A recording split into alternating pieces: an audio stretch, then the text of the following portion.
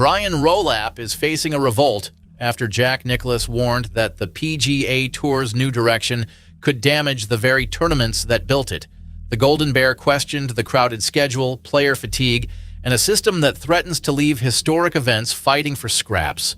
Then came the polished corporate response: praise the future, repeat the word meritocracy, and move past the uncomfortable voice in the room. Apparently, 18 major championships earn you a seat at golf's table, but not control of the microphone. What did Nicklaus expose that tour leadership would rather contain, and why are other legends refusing to let his warning disappear? This fight is larger than one schedule complaint. It is about who owns golf's future, the people redesigning the product or the legends who gave that product meaning. Subscribe if tradition should never be erased by a boardroom slogan. Then tell us, should Rolapp listen to Nicklaus or continue rebuilding the tour without him? The argument started with a simple concern. Nicklaus did not launch a personal attack. Speaking before the Memorial Tournament at Muirfield Village, he said he was not exactly in favor of what the tour was doing with its schedule. He hated seeing too many important tournaments packed together because that approach made it difficult for individual events to stand apart. His example was practical. An event such as the Cognizant Classic could find itself squeezed between famous stops, signature tournaments, and major championship preparation. Sponsors invest millions, volunteers work for months, local fans wait all year. Yet the tournament arrives on television already overshadowed by the week before and the prize waiting 1 week later.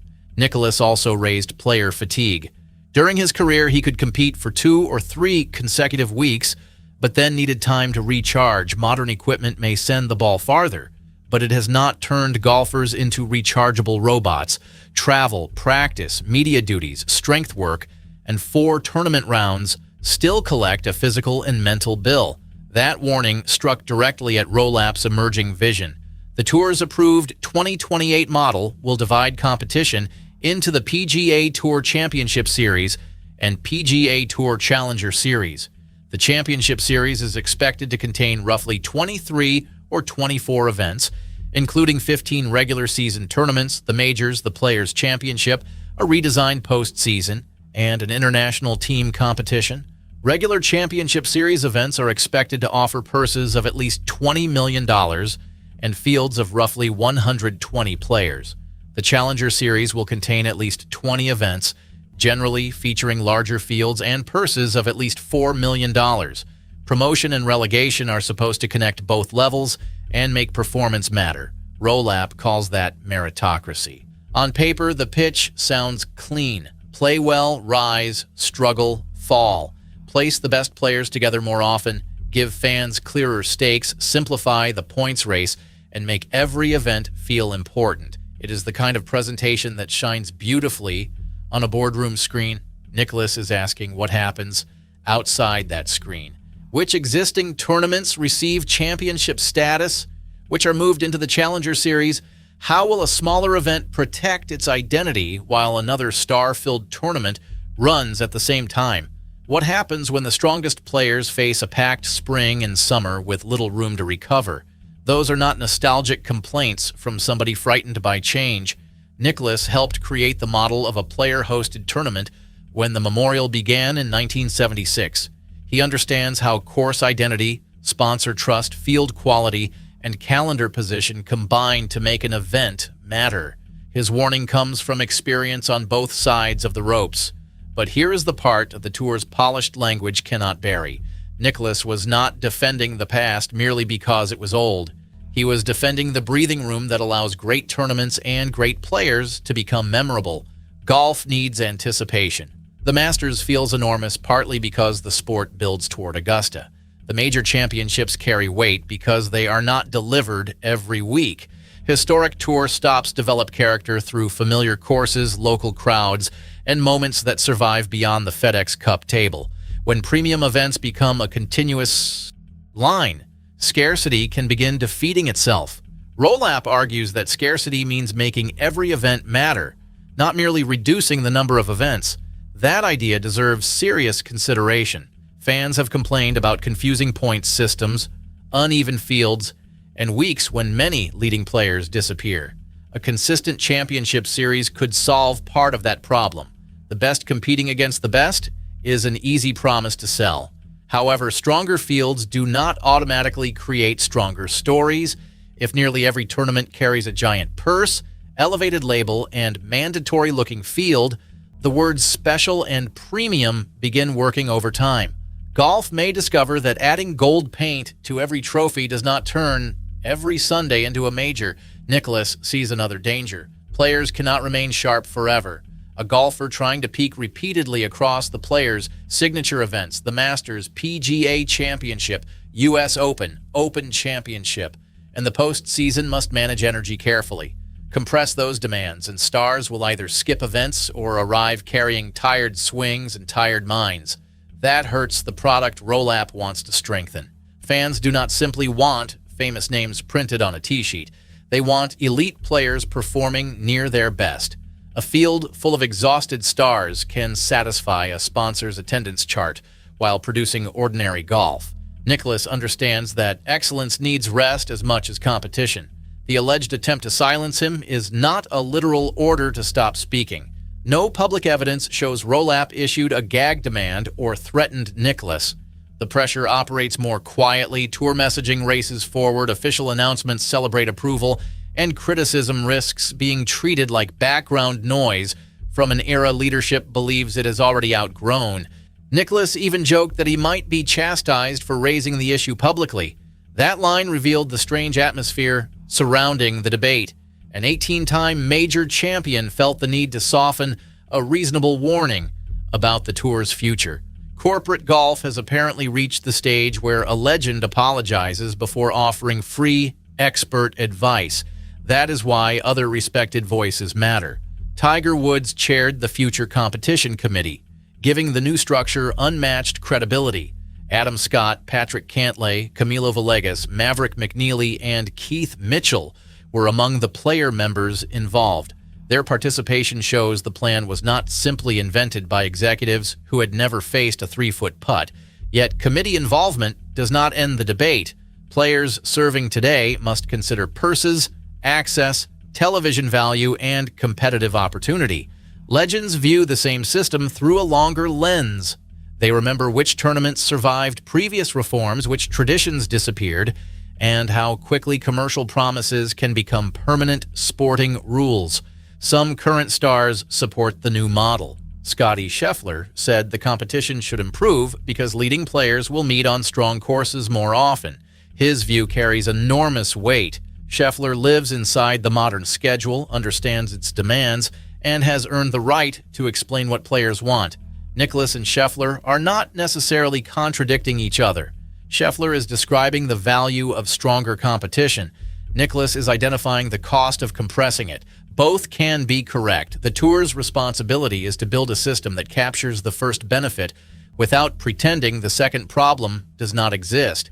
Now the fight reaches its real pressure point. If Rolapp's model is truly built on merit, will criticism from golf's most accomplished major champion receive a fair hearing, or only a polite handshake before the plan moves forward unchanged?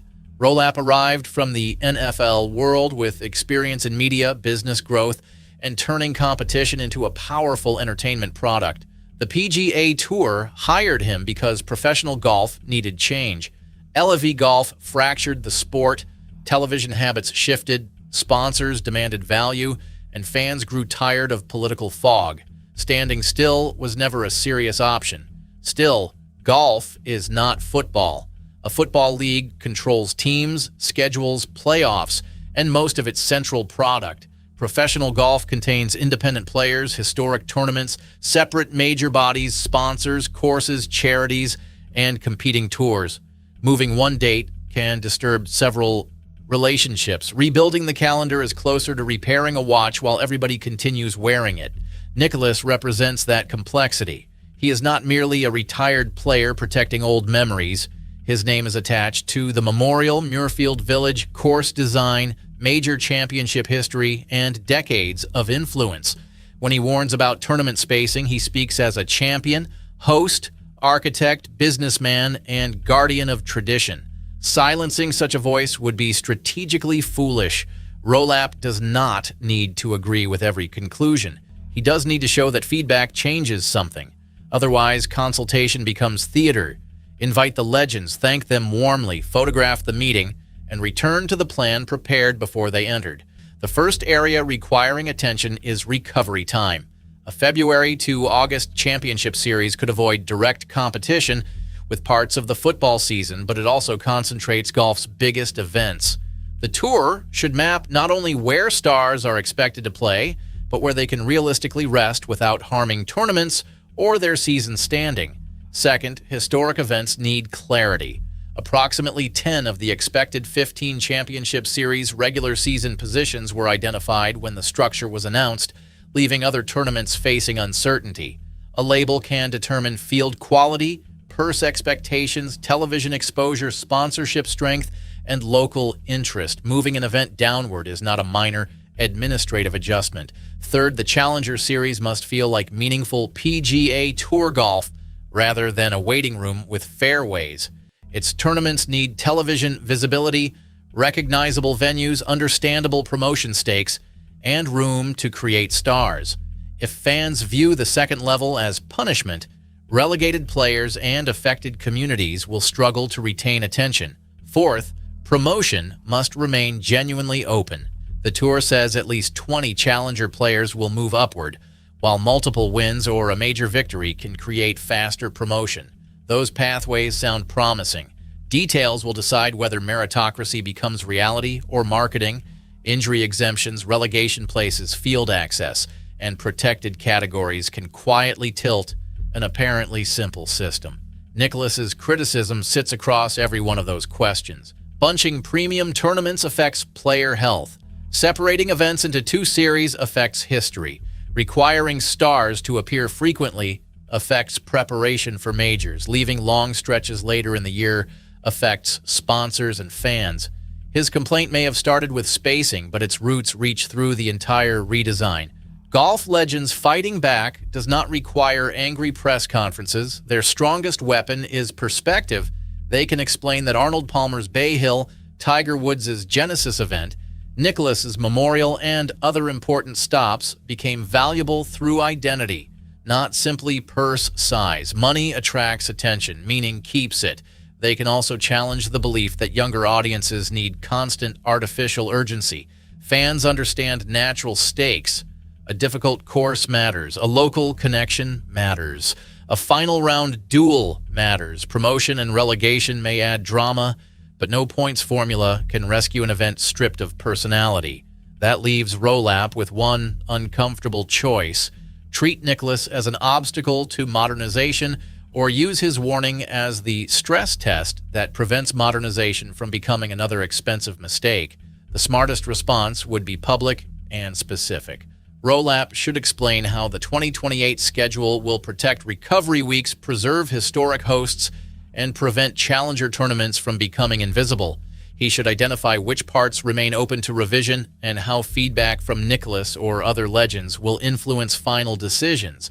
Nicklaus must also recognize the tour cannot preserve every arrangement. Some events will change status. Certain markets may lose dates while larger cities gain them. Television partners will demand stronger windows. Players will want bigger purses and clearer schedules. Tradition deserves protection, but it cannot become a veto against every reform.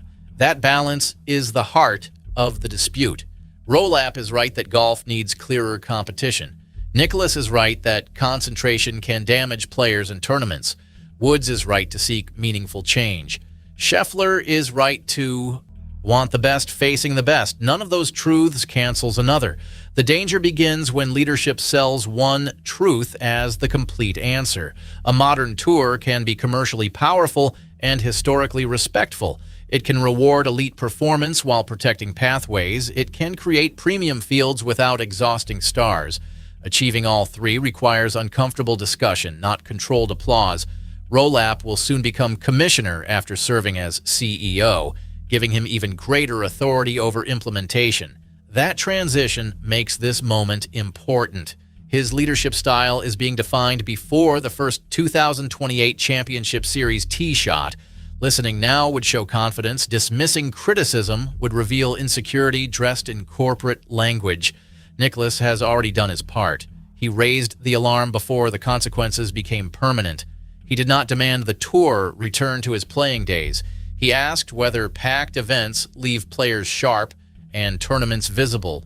Those are basic questions, which makes leadership's answer more important. Other legends should keep asking them. Golf owes its commercial strength to decades of champions who made audiences care. Their experience should not control every decision, but it should never be treated like an inconvenient commercial break. Reform without memory can build an efficient machine that nobody loves.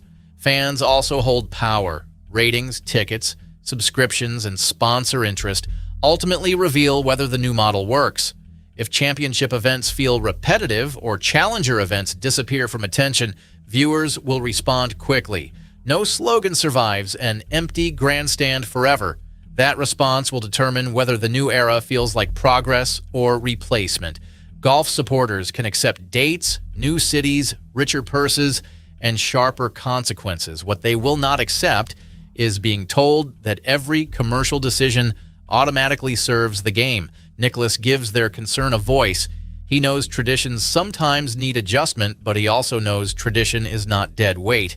It is the reason a Sunday leaderboard can carry memories from 50 years earlier. Rolapp wants clarity, energy, and star power. Good! Now he must prove those gains will not come by turning beloved tournaments into supporting acts and veteran wisdom into noise. The tour still has time. The 2028 system has been approved in broad form, but schedules, eligibility rules, relegation details, and tournament positions require continued work. That window gives Rolapp an opportunity to prove the process remains alive rather than merely awaiting launch. One question now decides this fight. Will the PGA Tour reward honest experience or reward only the voices already aligned with its preferred future? Nicklaus placed his legacy behind the warning. Rolapp must place real answers behind the plan. Golf does not need a winner and loser here. It needs a tour strong enough to modernize without erasing the people and places that made modernization worth pursuing. The Golden Bear has spoken. Other legends are watching. Rolapp can lower the microphone or finally listen through it. Subscribe if golf's history should help shape its future. Then tell us, is Nicklaus protecting the game or standing in the way of necessary change?